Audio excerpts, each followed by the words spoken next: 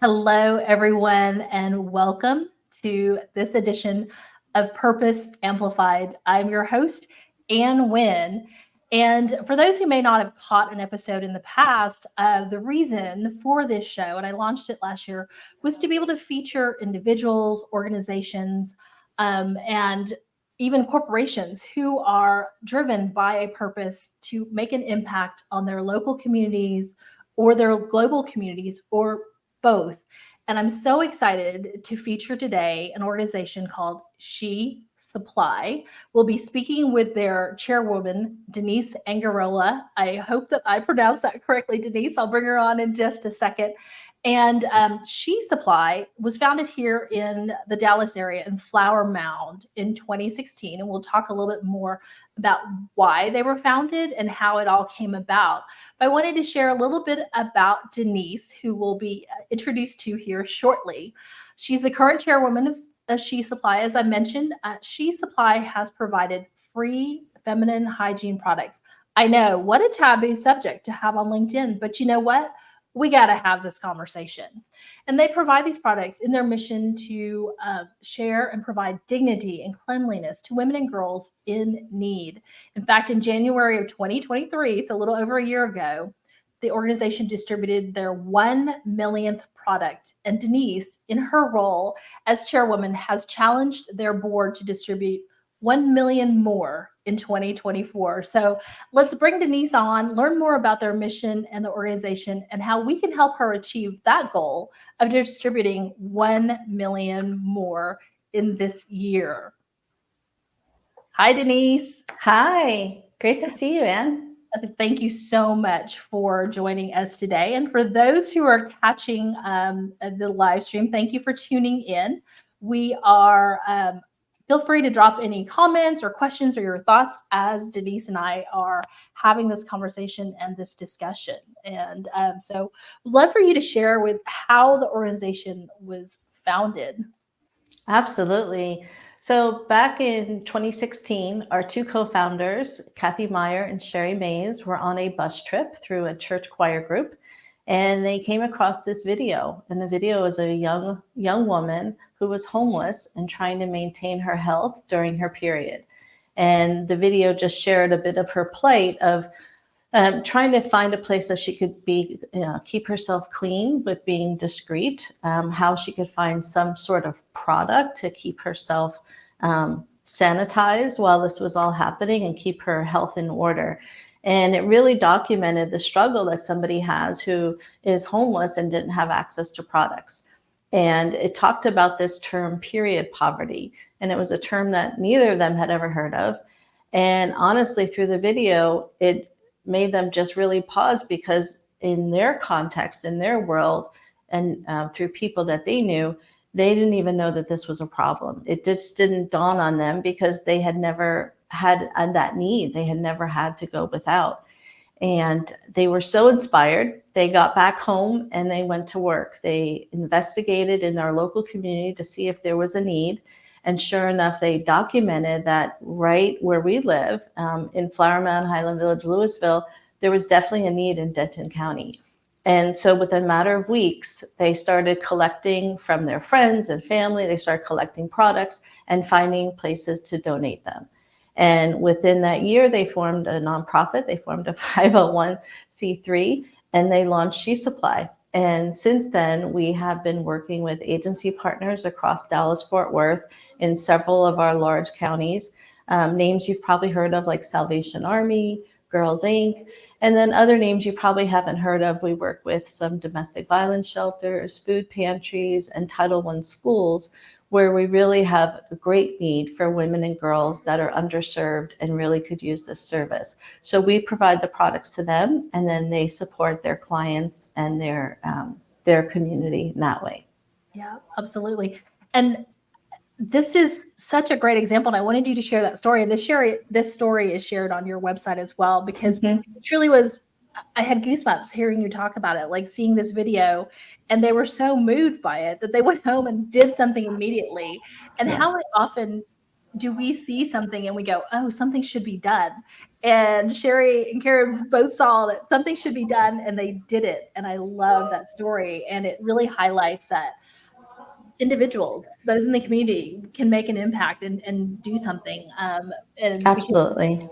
like I'm just one person, I can't do anything. And Yeah. they started this whole movement, this organization. And I'm glad that you shared that piece of their story about how they didn't even realize that period poverty existed. And I shared this with you in a conversation, our previous conversation as well, that while my parents, lived on a strict budget, I never did without. And even as a college Right. student on a strict budget, I never did without. So I had no idea that this even existed as well. And so I'm glad Yes. that we're shedding light on this. And on a topic that I feel like has such a stigma around it, right? Like we're not supposed to talk about this. And well, we're going to talk about it, folks. Yes. And We so can't change what we don't address, what we don't talk about, right? So we have to be able to have those uncomfortable conversations to support people in our community. Yeah. absolutely. I wanted to share a stat which was surprising to me, and you and I discussed it a little bit, and I wanted you to expound upon it.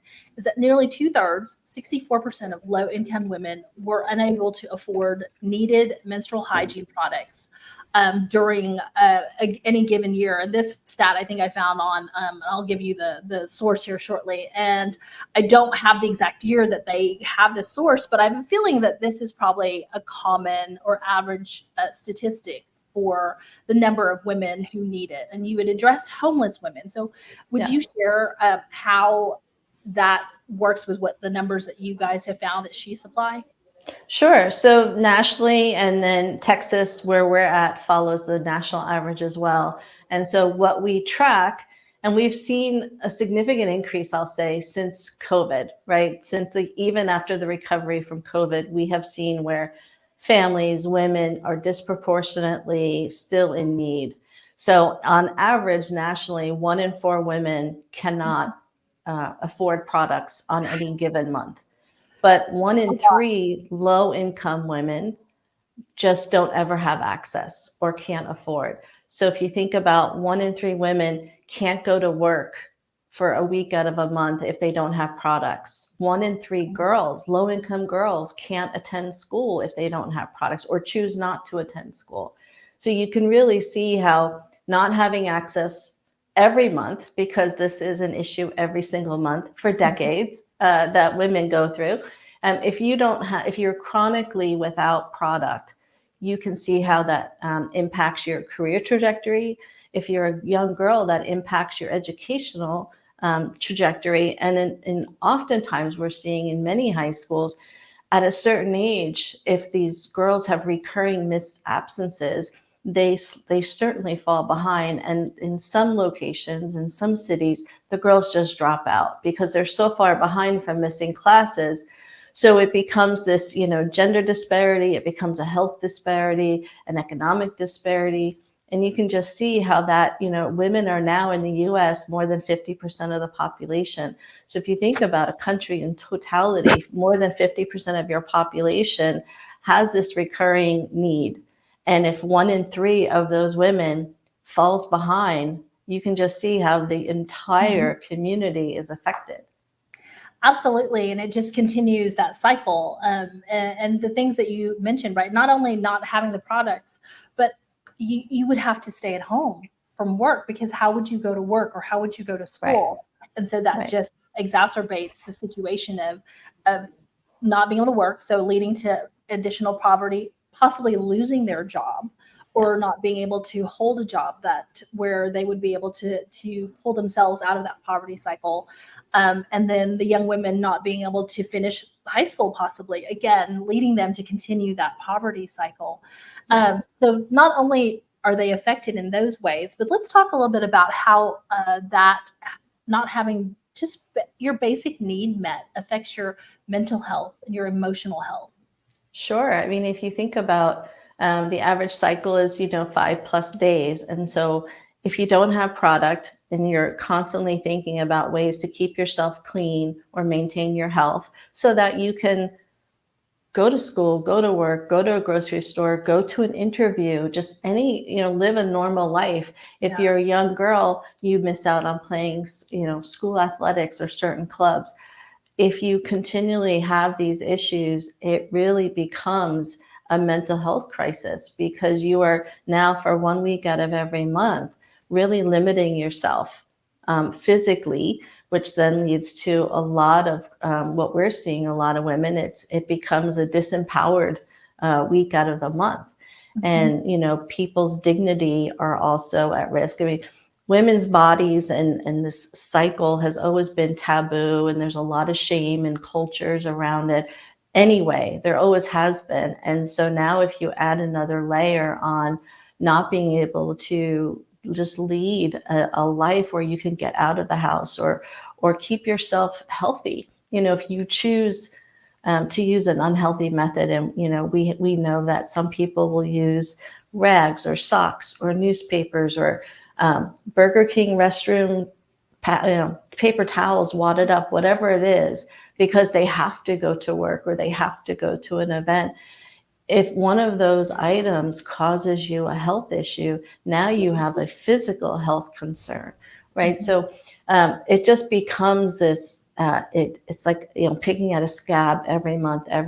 And eventually many of the women and girls that we have, worked with and talked with over the years, were suffering from some mental health concerns during that time of the month.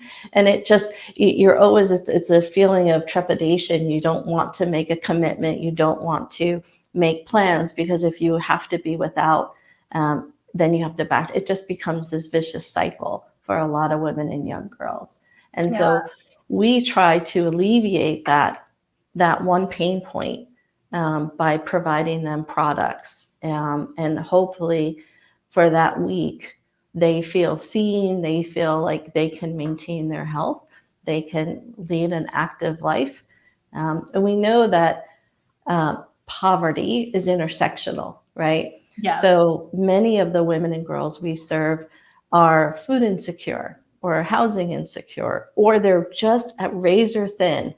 There's a razor thin line between being able to pay this month's rent and still have some money left over for food. Yeah. And if you're in that line, you certainly don't have an extra $7 to go buy a package of pads, right? And if you live in a multi-generational home, or you have multiple females in your home, that price becomes exorbitant every single month. And, you have to buy a bus ticket on top of it. The women are constantly having to make decisions. And we know that a woman, especially if she has children, will always focus on her child's needs before herself. And so the mother will always go without. And so we try to alleviate just one little sliver of that daily Maslow's hierarchy of need that they're struggling with by helping them have products at hand. And you said it yourself, it is a vicious circle and cycle. And how can we help them to get out of that? And just by something so simple that a lot of us take for granted, right? These hygiene products that we have every month, excuse me. But also you mentioned a $7 pack. I'm like, well, I don't think it's $7 anywhere, right? If we go look at pricing for these products now, it's so expensive. And then we have been taxed on top of that. And so how can women and girls, especially in a multi-generational family, afford these things? And I know that we've mentioned that this is such a taboo topic, but again, I really want to impress on women and men, and because we need allies, and there are men who have daughters and sisters and things, and like that this is such a product that we take for granted for the majority of us who are able to afford it. And it still really is astonishing to me that we are having this conversation and needing to provide and help these women and girls, right? I know I sound like a broken record, but it really truly is just mind-blowing to me that it's just something that we take so much for granted that affects them so much physically, mentally, emotionally, economically. And so we can't impress upon folks enough how this is.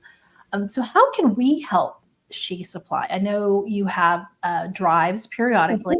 How can the community help? And you're based here in the Dallas area, but how can other communities help women and girls in their own space? Sure. So since 2016, we have seen this space grow, and we're really grateful for all the voices collectively who have shined, really t- took this up as a cause, shined a light on some of the issues. We have seen tremendous strides in the taxation being repealed. So you mentioned being taxed. So up Yes. until September of last year in the state of Texas, these were taxed as luxury items, which was beyond insulting, but they were taxed as luxury items, as were baby diapers. So Texas finally repealed that, but there are almost 20 states in the United States that still tax this as a luxury item. And what that really means is if a woman does have access to like a WIC card or state or federal funding, those items cannot be purchased with those dollars. Oh my So God. even though she's receiving funding, because they're labeled as a luxury, she can't purchase them. So thankfully, in the state of Texas, that's been repealed. And we've also seen there's a big push to have products in schools and public locations. It's not a federal requirement. Most states don't require it either.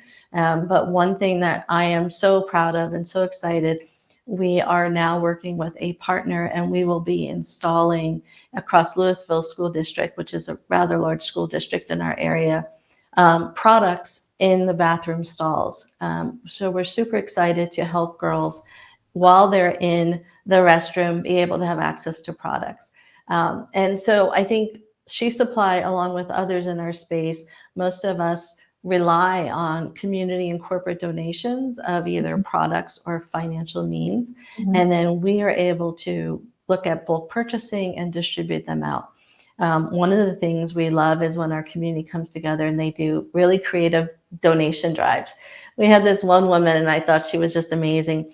She was having a hysterectomy, and she decided to have a party and invited all her girlfriends, and she was giving her ute the boot.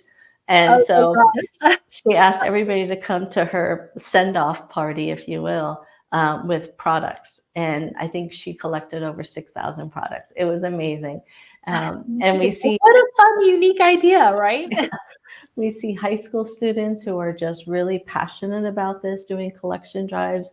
And we did a multi church and civic organization collection drive in the month of April, and we received almost 100,000 products. So it's amazing. If you have the means and you're at your store, if you just pick up one extra package and donate to your local nonprofit. We are part of a national alliance through the Alliance for Period Supplies, which is part of the National Diaper Bank. You can go Okay. to their site, allianceforperiodsupplies.org, and you can find other chapters in the US just like us. And then we're also part of the collective with period.org, which was an organization founded on college campuses. You can also find a local chapter there. And if for some reason you don't have anything close to you, start a chapter or start getting involved. Find places in your community, whether it's a church or a civic organization, local library, somewhere that has people to come in that have a need. You can always distribute there. But we have a wish list online. It goes right to Amazon and it gets directly shipped to us. You can also contribute a financial donation, or we also have an area on our page that will teach you more or just give you some ideas on how to do your own community donation drive. I love it. So I wanted to say hello to Geeka real quick. Thank you for joining us, Geeka. And yes, so many things we take for granted. I'm so thankful that you are sharing this information so others are aware of the extended consequences as Yeah. well of not having these products. And you mentioned doing this within your own community. So I connected with SheSupply years ago because of a former board member. Shout out to Knox. And I reached out to the leadership at the time and I said, there's not a SheSupply in Houston because I was still living in Houston, but what can I do? And I was sent a list of how to host my own drive and all the things you needed. So you can do this in your community, even if you're not in the Dallas-Fort Worth area where SheSupply is based. Yeah. And thank you for sharing the national organizations. Again, allianceforperiodsupplies.org. I had no idea they existed either. And then period.org for college students. Yes. So there are ways for a lot of us women and girls and families to get involved and help these, women and young girls in need as well. I love you, specific and varied. Yes, Yeah. exactly. And the other thing I'll say is these supplies are probably one of the most requested at food pantries and homeless shelters, and the least often donated. Because again, you think of the hierarchy of need, people are assuming it's, and rightfully so, shelter, food, right, safety, security, but they forget about this item. So if you don't have a chapter near you and you're not able to start your own, think of your food pantry, think of a homeless shelter near you. They would absolutely love the products as a donation. It's not ever thought of to be donated, so they would appreciate that. No, that's a great point, because when we think about food banks, again, it's just, food or monetary donations for food, but it absolutely is a needed item for safety and security. Yeah. And thinking about, shelters too, I've seen information about, donate underwear and socks. So, for women and girls, these are needed. So thank you for pointing that out, especially if there's not a chapter in your community. There's still ways for you to help those in need with these products. So what's next for SheSupply? Oh, so many things. We're so excited. You mentioned our rally for this year. We're really pulling on every possible lever to distribute 1 million products alone this year, just because in the North Texas area and Texas in general, I mentioned COVID. Since COVID, there's like almost a 60% increase of need across different communities. It ebbs between 30 and 60, but we know that people are really struggling. So we want to do our part. We want to be able to distribute as many products to as many women and girls that need them. And we do that in many ways. We have this great summer program. If you're a high school student or a college student, or just anyone, honestly, you can participate in our Summer She. It's our second year doing it. We are asking participants to collect 100 boxes or packages of products. And then if you live close to us, it's on September 7th, we're having this huge event for everybody to come out and celebrate, so that we can have a community collection, which will then go right back out to the community as we distribute. We also, we're working with several of our large school districts in the month of August, because we believe period products are school supplies. And so we are distributing hundreds of thousands of products across many school districts. We had a big event last week through one of our partners, where we handed out over 24,000 products to an Afghan support center for refugees. So we're working with our partners, we're working with our corporate partners, we're working with anybody in the community that will help us achieve our goal. So we're super excited and really focused on those events at the moment. I love it. I'm going to put September 7th in my calendar and make an effort to go out to your event. And so you mentioned your partners a couple of times. And are the partners typically to help distribute the needed products, or are they helping to fund purchase of these products, or both? So our partners are for distribution. So then we have corporate partners that will help us through grants or donation drives. But when I talk about, and I apologize, I was using the word interchangeably. We have 20 partners across Dallas, Tarrant, Denton, and Collin County in North Texas. Wow. And they help us distribute the products because they already have all the services that the clients need. So we have really three large pillars. We have a homeless pillar. So we work with a lot of organizations that serve adult and youth homeless populations. We have food pantries and food banks. And since COVID, food pantries have become almost catch-all. They have more than just food. Yeah. And then we have a third pillar where we focus on Title I schools and girl programming. So we really focus on those three pillars, and within those we serve homeless teens and adults. women and girls who are escaping domestic violence and sexual assault, girl-only programming through like Girl Inc., and then a lot of our Title I schools and our food pantry partners who are seeing more and more families come through, more and more young families come through looking for support. Yeah. And so if someone wanted to be, or an organization wanted to be a partner with SheSupply to distribute these products to those who need, would they just reach out to you, or you've got this information on your website? Well, we have the information on our website. We will start looking at partners again, new partner applications later this year. Okay. Last year, because there was such a need, our board approved in October a 60% increase of our current partners. Wow. So we've taken on 60% more than what we had last year. And we'll go back through in October of this year and look to see where we can really grow. We would love to be able to grow and support more. We have to make sure that we have the funding elements in place to do that. But absolutely, you'll find information on our website. Absolutely. And it's super easy to remember. It's SheSupply.org, right? Yes. And Yes. if anyone would like to connect with Denise, here is her LinkedIn URL, but she's also been tagged on the post for this particular episode. So feel free to connect with Denise. I'm gonna take the liberty to say that, especially if you have a need or some other way. And are you Absolutely looking for volunteers or board members? Are you in need of those types of volunteers? We have the best community. We have the best community of volunteers.